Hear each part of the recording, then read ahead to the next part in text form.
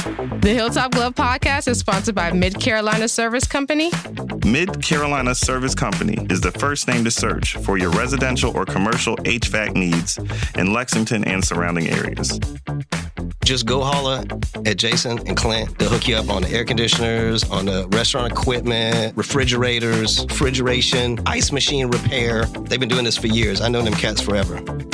Family owned and operated since 2006, they pride themselves in their quality work and customer relationships. Call 803-356-4153 or visit midcarolinaserviceco.com for a no obligation quote for service today.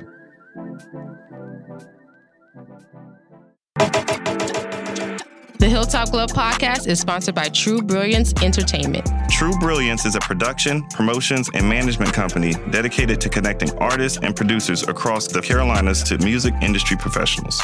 Several of their clients have placements both domestic and internationally as a result of their services. Are you an artist or producer looking to build meaningful relationships within the music industry? Then True Brilliance is for you. Check them out at paramilitary.com. That's spelled P-A-I-R-A military.com. This episode of the Hilltop Glove Podcast is sponsored by Bob's. Bob's is a Columbia-based retailer of over 100 Black-owned products from 20 Black-owned businesses. Bob's offers a wide range of items from household cleaning, cosmetics, and everything in between. With every visit to Bob's, you support Black-owned businesses, giving them the opportunity to grow and establish connections with our community. Bob's is located inside the Noma warehouse at 2222 Sumter Street in Columbia, South Carolina. Visit their website, weshopbobs.com, for in-store pickup or to find out more. Bob's can also be found via social media on Instagram, Facebook, and TikTok at weshopbobs. When you stop by, tell them the Hilltop Glove sent you. Bob's brings quality Black brands to the Columbia community. The Hilltop Glove Podcast is sponsored by Red Rooster Sports Bar and Grill. Red Rooster is your neighborhood bar and grill serving the best wings, burgers, and baskets in the Met. Like the amazing food, the bar is always on tap, and there's plenty of screens to watch the big game. Red Rooster is the Midland's premier meetup spot for local car and bike clubs, fraternities, and sororities. Staff is dedicated to accommodating all kinds of parties and events. If you're looking to catch a game, have a bite, and a drink, look no further than the Red Rooster. Red Rooster is located at 7500 Wilson Boulevard, Columbia, South Carolina. For more information, visit redroostersportsbar.com or visit them on Facebook, Instagram at Red Rooster Sports Bar. Go where the winners go.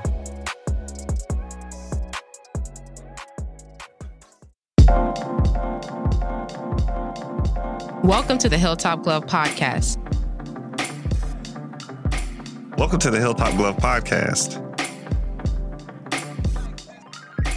Welcome to the Hilltop Glove Podcast. Welcome to the Hilltop Glove Podcast.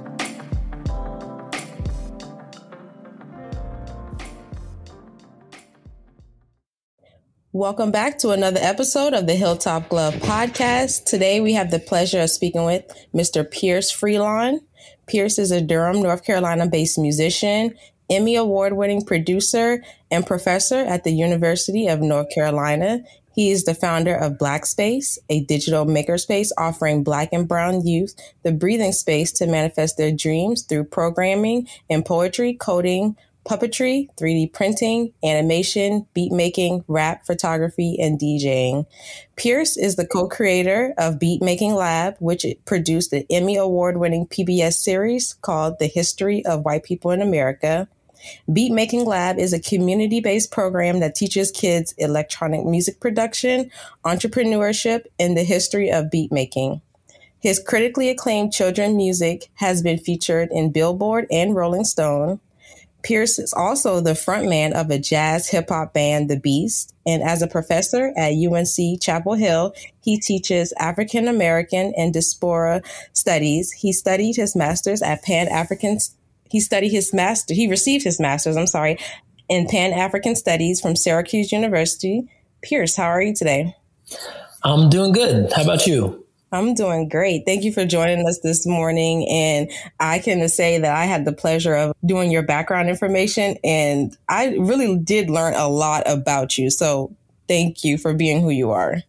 Thank you for the wonderful introduction. I want to say just one little caveat. So everything that you mentioned has not happened simultaneously. So for example, I'm not currently a professor at UNC. Over the years, I think I started teaching at the university in 2009, but I'm not currently teaching there. So these things happen at different times over the course of a career over a decade. So you hear all that, you're like, dang, you're a teacher, you did this, that, and that.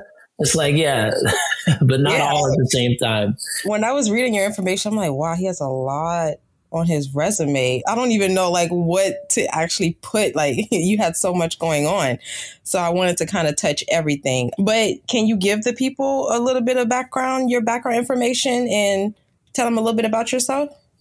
Sure. Well, you just did the most thorough job running through every little thing that I've done. But yeah, I mean, I'm an artist, entrepreneur, and a father and husband, and and a writer and musician. Like I definitely wear a lot of hats, and that's been, that's worked well for me. I think that I have a lot of interests, and there are overlapping. A lot of what you described are kind of overlapping projects. So, for example, at Black Space, where I mentor youth, like the most recent workshop we did at Black Space was a podcasting workshop. I'm working on this podcast. And what I often do is when I have a project like History of White People is animated, a podcast I'm working on is called Work at Work. It's like introducing kids to workplace jobs. I get youth that I mentor in the community to work on those projects. They've been trained up in audio engineering and mixing and music production, and I hire them to do jobs that are connected to projects that I'm working on. So, for example, in History of White People in America, there's like high school kids who did the engineering for that. There's kids who did the production on that. There's kids who've done voiceover work for the episode, voicing some of the characters, and we do all that at Black Space. So it sounds kind of like, oh, how do you have time to like mentor and work on creative projects? I'm like, well, the mentoring is working on the creative projects because these mentees, they're dope, they're skilled, they're talented. We've trained them up. So they're equipped to do professional level, peers, collaborators. So yeah, just finding a way for me to blend the worlds that I care deeply about is kind of is the how. When you look at all this stuff and you're like, there are not enough hours in the day to be, all these things. So anyway, that's just a little life hack for you that I've used. But that's perfect that you keep the kids involved in everything that you have going on. So to get into more of your childhood, what age were you when you actually decided to take an interest in music? I was always interested in music. My mom was reminding me the other day that, I had a bunch of imaginary friends and I would make plays and do things at home. I had this play that I wrote, I'm using air quotes with my fingers with the wrote, but basically I had a dream about these people who lived in the trees and they jumped out of the trees and the lightning strikes as soon as they hit the ground. It's like Shazam. And then I would hit the little light switch in the house, like, to simulate lightning and, just very creative household. My home was full of records and my mom was a singer and a musician. And, my dad, though, played the drums, but also was like a DJ and, just had a very rich upbringing and legacy with my parents and grandparents and great grandparents. My great grandfather, my dad's grandfather was a painter in the Harlem Renaissance, and just grew up around artsy people. So there was never like a moment where I was like, now I'm gonna do music. It's like, yeah, music was a part of our daily lives, and I never thought about it as something that I needed to get into because it was the air that that I breathed. Yeah. It's the past tense of breathed. I guess it's breathed as a child. So yeah. Now your mom is in the jazz scene also. So did you ever get to see her perform? Oh my goodness. All the time. She was, I guess it was interesting. Before I was born, she was like a nurse or was training to become one. That's what brought her to North Carolina was UNC Hospital and my dad, and they got married in 1979. And, her training, her background, her undergraduate degree was all leading her towards being a healthcare professional. But after I was born, I'm the youngest of three. After I was born, she had this interesting choice on her hands about re-entering the workplace. And, she had always had a passion for music and jazz music in particular. She and my dad kind of talked it out, and he was like, look, you need to do what you love and what you're passionate about. And if that's music, go for it. And so anyway, I don't know what my siblings' experience was like, but pretty much my entire life, my mother has been immersed in her music. So yeah, I was doing homework backstage at the Carolina Theater, and, she took me on tour with her when I was in middle school. We went to Japan, we went to Finland, got to go to the Grammys in the mid 90s when she was first nominated. Wow. And, it's just, that's been, not all of it glitzy and glammy, early in her career, especially in the late 80s, early 90s before she got signed. It's like the Bimbe Music Festival in Durham or Centerfest, or, she used to perform in the lobby at the hotel downtown during the holidays, like singing tunes, around town, but, gradually built her career from the bottom and was talented and built relationships. And here in Durham at North Carolina Central, there's a jazz program there. And she met Brother Yusuf, who was a jazz pianist from New York who had relocated to Durham to teach at Central.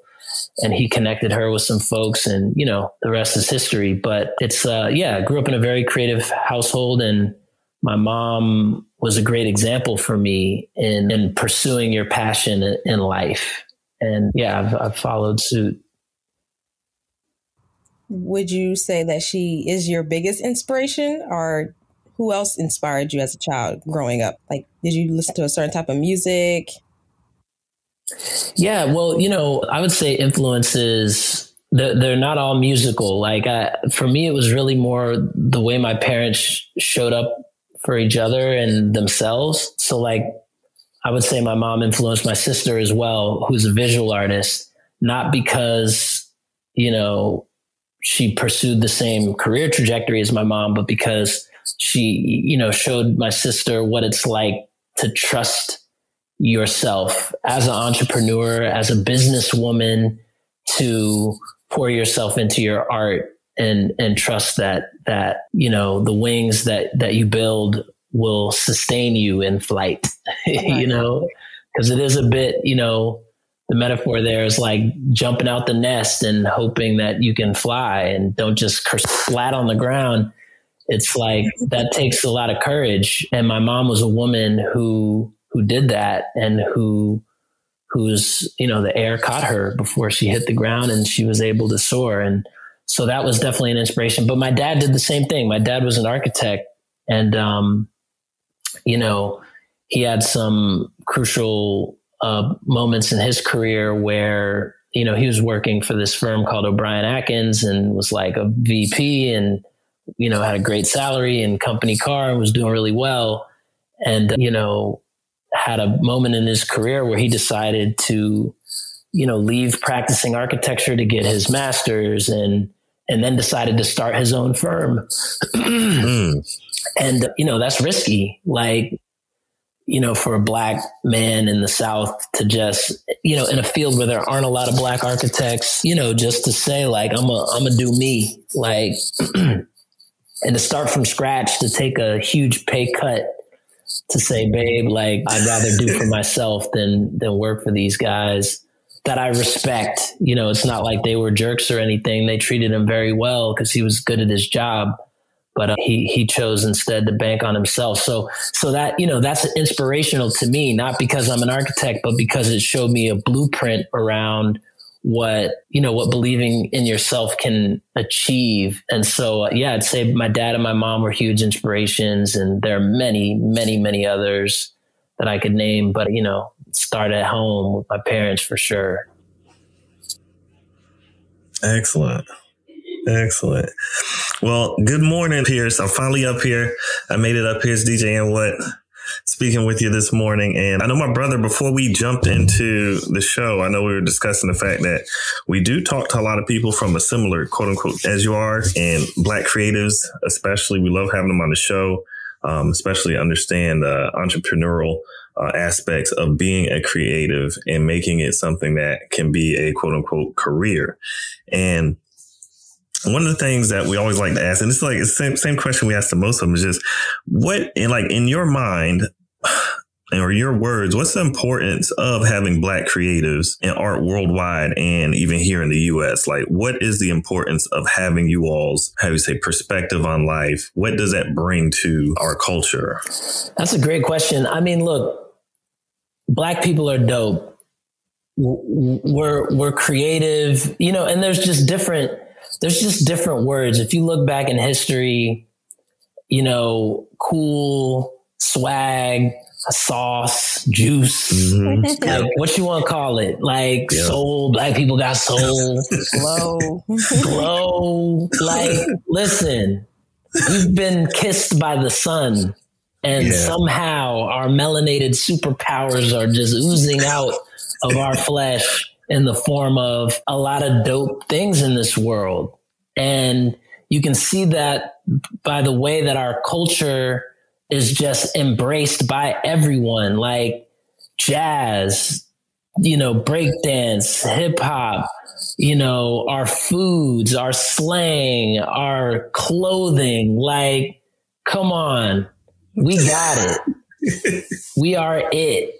And I think that our presence in spaces is an amplifier. It just is it's an X factor. And I don't think that's unique to Black people. That's what I was going to ask. Yeah. Either, everybody's got their own flavor. And I think that, there's a couple good metaphors, but food is one of them. You know what I mean? Like, and just think about you remember that, Black Jeopardy sketch with Chadwick Boseman where they were talking about potato salad. Yeah. Karen's potato salad got raisins in it. Like, got raisins in it. Listen, it's not good. Listen, but you know what? Somebody out there, some Ukrainian, they love it. They love it, and bless their hearts. Yes, you eat that raisin potato salad. We gonna be over here with grandma's potato salad. Yep. But you do your raisins. Like, do you? I'm not mad at the raisins. That's just not how we get down. And what a beautiful thing that you have Ukrainian folks, and over here you got sushi. Over here you got chimichangas. Over here you got fufu from West Africa. Then in East Africa you got njeri and the Ethiopian cuisine. We eat with our hands over here. South it's wache in this area. So there's just what a beautiful opportunity to be on a planet with so many different vibes, so many different flavors. I'm just saying, our flavor, it's a little spicy. It's a little, woo. Do you think we have and always we have debates about this, but do you think we have a unfair force on the worldwide culture? Do you know what I mean? Like, do you think we impact it in a greater way than other cultures at times, whether it be negative or positive? Like punching above our weight kind of thing? Yeah. Here's the thing. Here's the funny thing about white supremacy. They want us to believe that culture is European culture and that Black culture is this thing on the side. Southeast Asian culture, for India, Pakistan, Bangladesh, that's just a little spice. East Asian culture with their centuries and millennia of literature, of art, because we never read Japanese authors in middle school, because we never study Chinese or even Russian playwrights, it's all Europe. And look at a map. I saw this video with what's his name? Oh God, Mississippi rapper Banner. saw this thing on Instagram of him talking about how maps are upside down and the North Pole is actually in the South and vice versa. And, you know, we obviously know that the scale of maps is tremendously distorted, and Africa's way too small, and, you know, America and Europe are huge in comparison. That's a great metaphor for the significance of white culture globally as it really is versus how they portray it to be. They build it up in our minds to be the standard, when in reality they're a small piece in a large of everybody, and Africans are a big old chunk of that whole continent. Like, so I think if you look at an accurate map, you'll probably see, you know, something that is different from what you've been taught, and that distortion that erases indigenous contribution, that erases Asian, Black, and elevates disproportionately not just white, but a particular type of European legacy and contribution that makes us feel like when Black culture spreads around the world, like, oh man, this is just little old Black culture, but everybody loves it. No, man, like Black culture is the source of all of it. So of course we're influential around the world. We've been influential around the world for thousands and thousands and thousands of years. And European got all of their, you know, stuff around agriculture and written language and literature. You know, all that was popping in the Songhai Mali Empire, you know, in Northern Africa. All that was popping like back when they were still, you know, in a less developed, to put it nicely, in a less developed state in Europe. And that's not, listen, I'm not one of these hoteps out here that a Black man is, you know, every culture has developed. Body starts off, yes, they develop. Every culture has developed in different ways, and human culture as a species, not Black folks, which is something that's recent. We created that recently. Human culture, it has sparks when there are fusions and remixes of different peoples, you know, so bless their hearts. We showed them about bathing and technology and writing and agriculture, and they took it and ran with it. Good for y'all. Great. Yeah, that's what you're supposed to do. That's what you're supposed to do. Listen, and we learn stuff from, you know, Asian cultures and indigenous culture. You know, like it's a mixtape. Like, let's win. Okay. Let's all everybody. What's DJ Khaled say all the time? There's enough money for everybody. Everybody, right? So yeah. This isn't a way to, like, you know, disparage ancient Europeans or whatever. No. Everybody, every people on this planet has contributed worthy things and learned from others, and collectively we built. So what I think is that there is a myth of white superiority and relevance globally that is perpetuated by the education that we were raised under. And that makes us underscore Black contributions because we weren't taught those contributions in the same way that we were taught European history.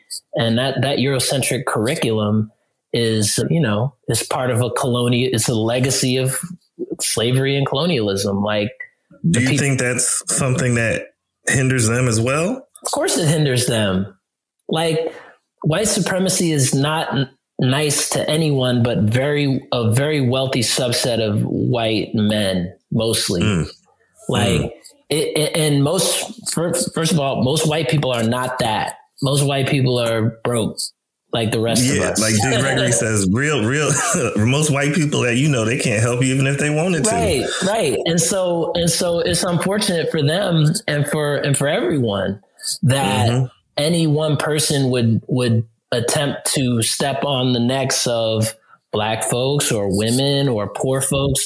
Like, we all suffer, including, and here's something you learn from Pedagogy of the Oppressed. I'm looking back at my library now. I don't would have to search around for it, but I'm paraphrasing. But, you know, he basically says, you know, that the people who are causing the harm are also harmed by their posture of oppression. You know, but that's how power works. It's like, I'd rather have less freedoms at your expense than collective freedom, because then I wouldn't be in the middle. I wouldn't be able to tell you that. I wouldn't be able to erase your history in the way that, has worked well for a very few elite white male Christian, folks. It's so specific. That's what it is. That's what it is. So, yeah. Well, moving on to a lighter topic. Of course, being a public servant and working among the youth, I know you get to see the impact of your work in the daily and your daily going arounds and working with these students, and even from years down the road. And of course, there is a fight in public education right now. And it's funny. It's an old fight, actually. It started back in like the 80s, like late 70s, early 80s. But of course, the funding for creative arts in schools has been slowly stripped away. They slowly just taking the paint off the walls on it. And recently there's been some push to put it back in, but it's having to fight against things like STEM, because we have to economically, like globally, we have to be able to have the best scientists and mathematicians, et cetera. And I understand that, but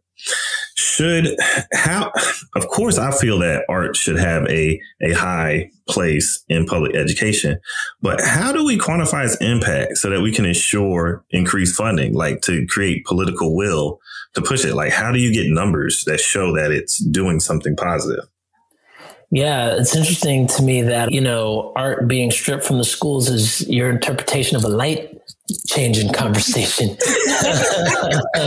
But no, I'm just playing. I hear what you're saying. And that's a really good question. I think that, one of the real troublesome things about our education system is that it doesn't recognize different types of intelligence. It has a disproportionate weight on, certain types of mathematical, computational, regurgitational ability without recognizing the value of the creative economy. There's, what's the guy's name? I think creative economy. I'm going to look it up. Interesting author who talks about, kind of millennials and the creative economy. And it's not Richard Florida. Maybe it is a different book by Richard Florida, The Practice. Anyway, the book I'm talking about. Look at Rise of the Creative Class. It is Richard Florida. He had another book about the creative economy, but with Rise of the Creative Class, he talks about how important these skill sets are that, like you said, are being stripped out of high school, middle school, elementary school curriculums at the expense of this, this desire to kind of build up a workforce that is, I don't know, like a robot. That's what they want. A calculator, technocrat, And the thing is, listen, we need people who are proficient and competent in those languages and who can code and engineer and develop. Yes, we also need people in creative mediums, and we also need people who understand empathy and who have those emotional intelligence and competencies and fluencies. They don't put any worth behind that. Yeah, they don't. And that will be their downfall if they don't recognize the value. It's a bit like, focusing on a cash crop at the expense of the soil instead of having a diverse, crops, some of which rejuvenate the soil so that 5 years later you could put the, tobacco or the cotton or whatever back in. And if you think about that in a capitalist context, they're not worried about the land. They're worried about reaping as many benefits in the shortest term possible out of the soil as possible. And it's cheaper. What's cheaper than figuring out how to do it sustainably is just, there's a shit ton of land out here. So we're gonna, when we're done with this land, we'll take these trees out and we'll start over again. And that will just become, arid. Listen, that's how you build a desert. That's not how you build a sustainable, robust, and resilient economy. And economics of this country they're designed to maximize profits, not to maximize any other outcome, not mental health, not, diversity, sustainability. It's all about maximizing profit. And our educational systems are also designed towards that end. The most high paying jobs, whatever, are STEM. We're getting beaten by India and China and some of these other places. We need to get up our STEM. Like that's not even a smart or sustainable model. And if you try to shove that down folks' throats without curating a more kind of diverse menu, again, it's funny too how it comes back to our earlier metaphor around the map or whatever. There's like this singular focus of like, we need this. And that's just not sustainable, reasonable. That's not going to create dope result. And innovation is really in the artist. It's in creative thinking. It's in, computational thinking, but also critical thinking. And, we don't need robots. Yeah, probably. How can we prove that? How can we prove that with data so that you can, because the thing is, I know with the way that educational funding works, you have to have metrics, right? And it sucks sometimes, but you have to play the game the way that they have it set at the moment until you can change the rules. So like, is there a creative way that we could, because it makes sense using creativity, a creative way to go around the statistics? Because, statistics lie. Is there a way you can use that in your favor to say? I don't think there's any shortage. If you go read the creative class book, if you look at what neurologists and neuroscientists have to say about the brain of a child that's been exposed to arts education relative to those who do not, the evidence is actually there. I don't think that the problem is evidence. The issue is more around politics and the culture around. People don't believe it. And that's also not uncommon. And marketing? Marketing is a part of it for sure. But there were doctors out there and professionals out there saying that smoking is once a week is healthy. Like, You're right. What I mean? Right. Like it takes a cultural movement. Oh, there's another example of this I'm struggling to grasp around just conventional wisdom that we think of as just like obvious today. But the evidence was out, like global warming is another example of the evidence is there. It's the politics that are slow to change. And some countries don't have this issue. Like they don't. That's what's so crazy. Like this is not everywhere. It's not everywhere. And then I was talking to my friend who's a Chinese musician and author, and there to reach like a certain threshold of intelligence, art and culture are a part of the spectrum of expertise that you have to master. It's like mind, body, spirit, soul. Like it's holistic. Yeah. Whereas here, a genius can be someone who's inept at the other three things, as long as you have that kind of computational expertise. So yeah, man, there's just a woefully inadequately narrow view of what intelligence is. And I think that it's cultural. Yeah. I don't think there is a lack of data out there that shows that kids are better off when they have not even just art, sports. Seriously, anything where you're doing social interaction and like, especially teamwork. Oh my Lord. Come on. And I was reading articles and journal reports on this stuff because like you said, it's there. But I think that's what blew my mind. It was the fact that they had such information, but it doesn't seem like it's pushing the narrative. Yeah. And it's tough because I think a lot of it is, based in routine. A lot of it is based in just kind of lethargic, old school ways of thinking.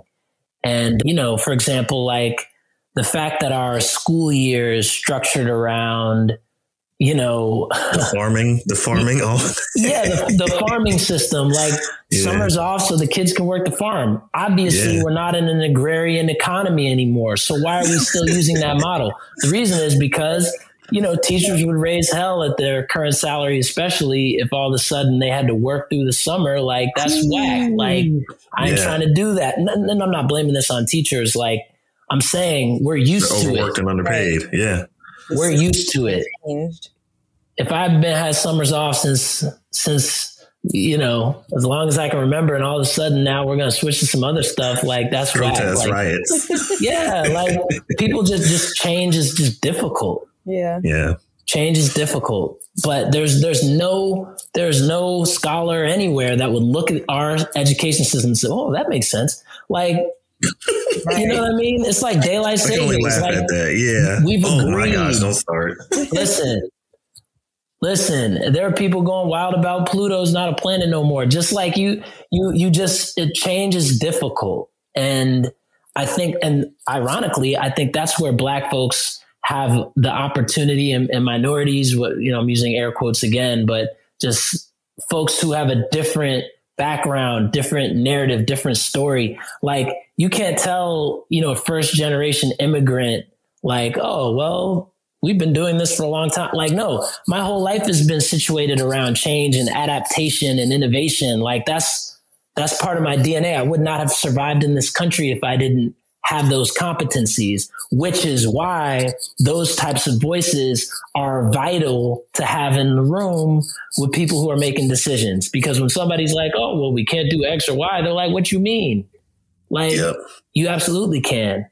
And there's a resiliency tucked into that experience of needing to adapt. And that's why, boardrooms that are all white men, and all boarding school or Ivy League or whatever, while there are certain ways in which those experiences help perpetuate the status quo, those experiences are actually designed not to innovate in the same way that a voice outside of those paradigms can really be a change maker,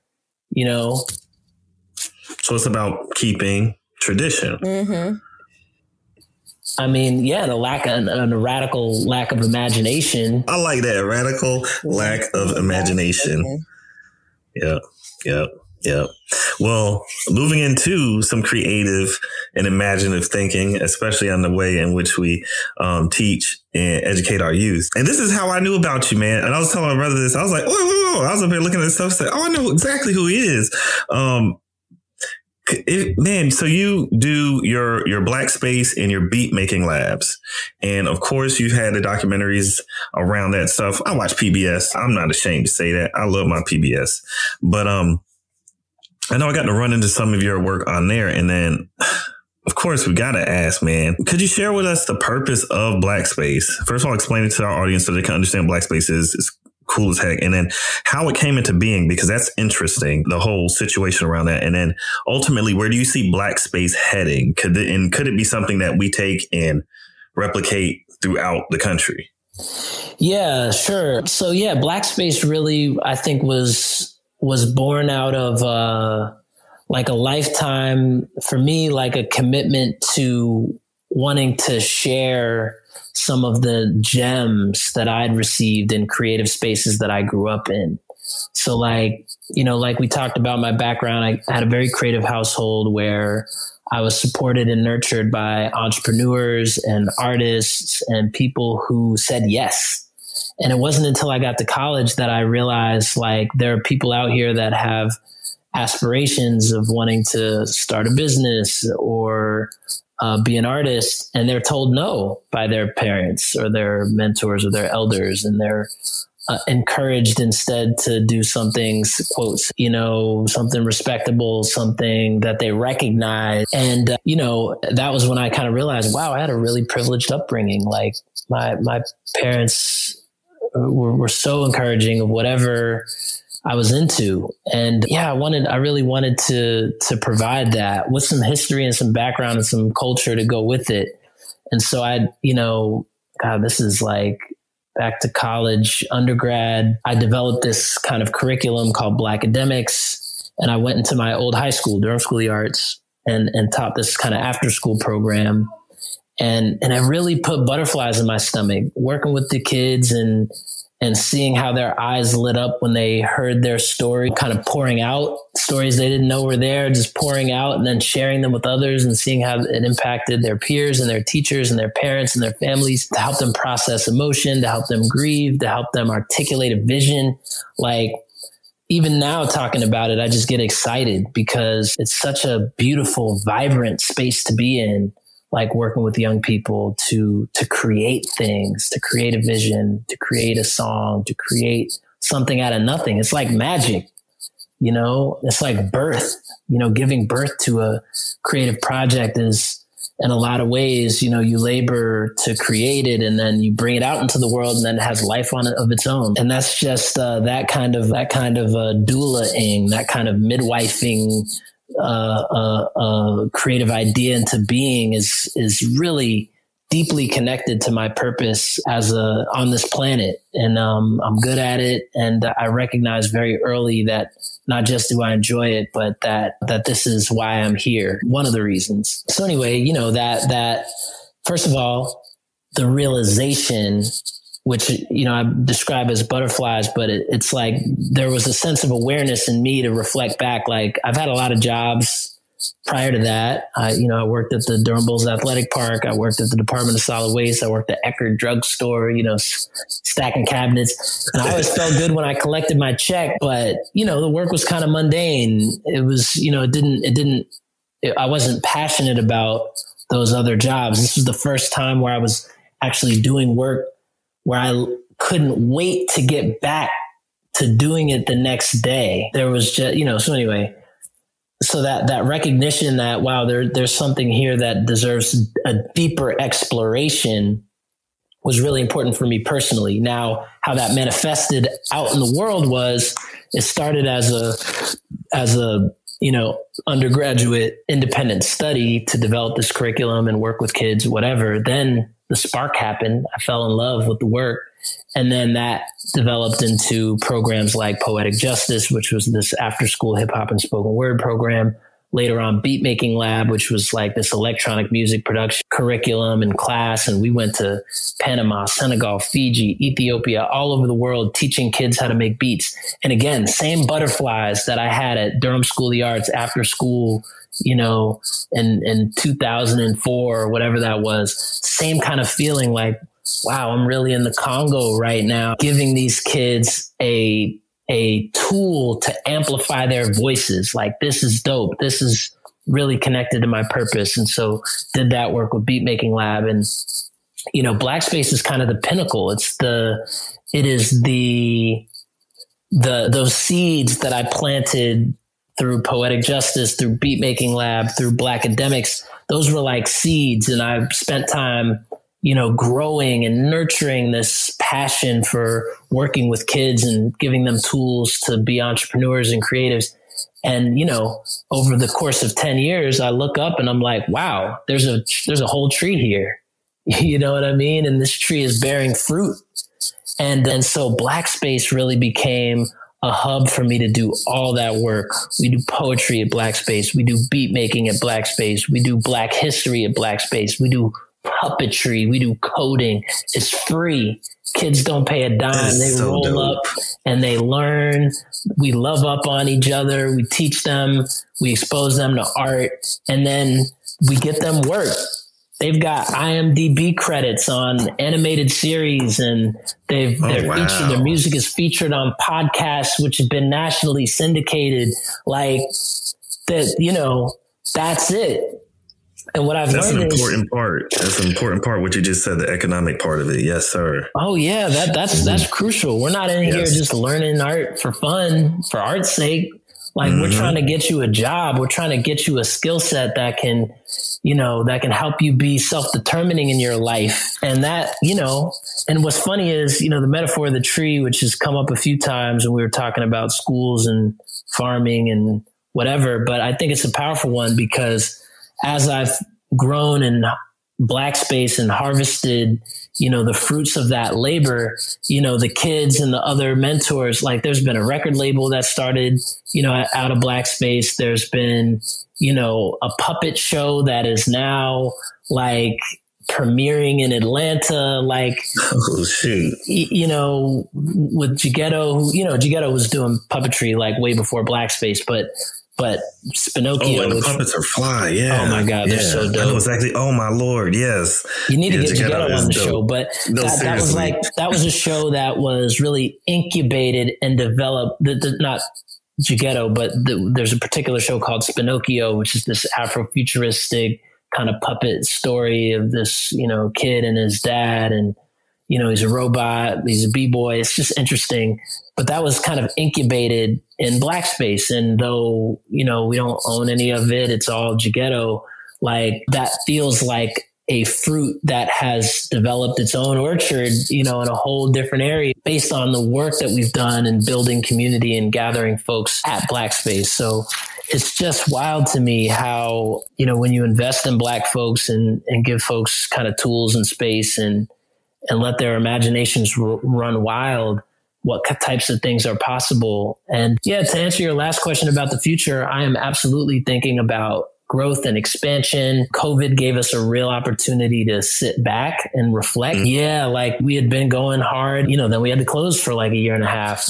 Black space's physical space is very small. Like it was impossible to be socially distant there. And so we've done some virtual stuff. But for the most part, like Black space has been closed for 2 years almost. And during that time, we've been able to reflect on the work that we've done and kind of project a trajectory for our future. And that does include kind of national expansion. And we're working on that now. So yeah, it's a labor of love for sure. And, it's been very fruitful.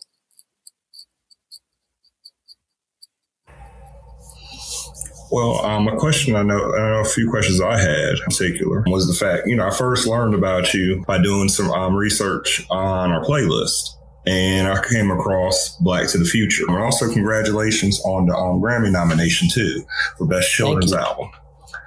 And I know the one thing I got from it was it seems like, it's a blessing to be able to spend time doing what you love with those you love most. In particular, you producing this project with your daughter. So the questions I have, just outside of the process of actually making this album, what is the day in the life of Pierce Freelon, the dad? And what suggestions could you give other parents looking to incorporate their children into their creative interests? Yeah, that's a great question.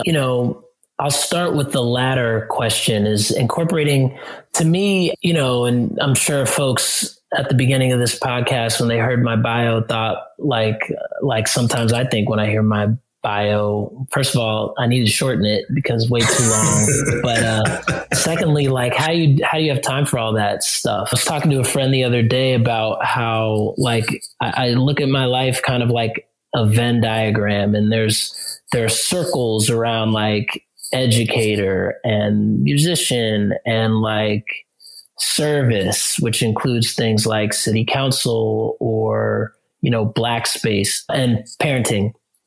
Let's just take those 4 circles. To me, how it works when I'm thriving at my best is when there's the most overlap between those circles as possible. So if I have to go do some, like, for example, I'm just thinking on the service side, I remember there was an eviction crisis in Durham in 2019 before COVID, where I really wanted to support some organizers and making sure that folks in Durham were not evicted during the winter months when they'd literally be kicked out in the, so that's a service bubble. I overlap that with the parenting bubble by bringing my kids with me to go put up yard signs and go get people at the Durham Winter Festival to sign a petition. Now, on a Saturday morning, I could easily be playing, Mario, or shooting some hoops, or helping my daughter, make TikTok videos. Like, those are also parenting activities, are in the parenting bubble, and I do those things. But when there's an opportunity to make those bubbles overlap, then I'm thriving. Now, if on a third tip, after we spend some time signing people up to do the, to join the petition, we then go to the studio and write a song about it, me and Stella, about, put that out, then that's like, that would be a third bubble. We didn't do that, but I'm saying hypothetically speaking, that's parenting, it's creative, it's service, it's helping the community, it's teaching my daughter a deep lesson about art and activism and the tradition of Maya Angelou and Nina Simone. It's all of those things. And I look for opportunities to blur those lines and to make those bubbles kind of come together. Sometimes the kids aren't here for it. They're like, I'm not trying to leave the house. Like, it's cold, and sometimes it's optional. Sometimes it ain't. Get your butt in the car. We're going. Like, and you kind of have to, as an individual, strike that balance. But, same thing. Like my mom, when my dad had a business meeting and, my mom picked us up from school, but she had a gig that night. She brought us to the gig. You already know what it is. We're doing homework backstage. And as soon as we're done with our homework, we're sitting in the wings of the stage, watching the performance from the side and, eating her food, that the promoter brought for her, and then she takes us home and tucks us in. Like, it's not a question of, and my dad too, he had a room in his office when he opened his own firm. He bought an office building in Durham, and there was a room called the Boom Boom Room. That's where it was basically like a room full of, blueprint paper and drafting markers and, things that architects use to architect. And he'd stick us in that room, when he had a meeting or whatever. And we got to see him in the workplace and, meet his employees. And, it was just, I think a lot of parents during COVID, working from home got a taste of that, but I don't think there needs to be a separation. I remember doing lectures. Sometimes my wife had some kind of engagement. She's like, "Oh, but you have class." I'm like, "I don't care. Kids can come to class. I'll give them an iPad and some headphones, or they could just watch the lecture." Like, yeah, learn. You just got a glimpse into, whatever. For free. Yeah. For free. How about that? And the kids are like, "Oh."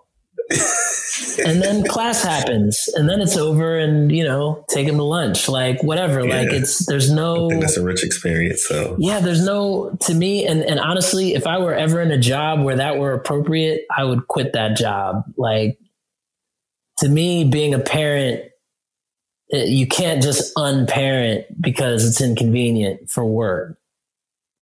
Like that's a non-negotiable for me. So I know everybody doesn't have that privilege and luxury, but I tell my wife all the time, if I'm ever at a lecture or a performance or an event where it's inappropriate for my kids to be there, then I can tell the people kindly, well, then it's inappropriate for me to be here too, because I'm a parent and I can't self-replicate, so you're dealing with all of us or none of us.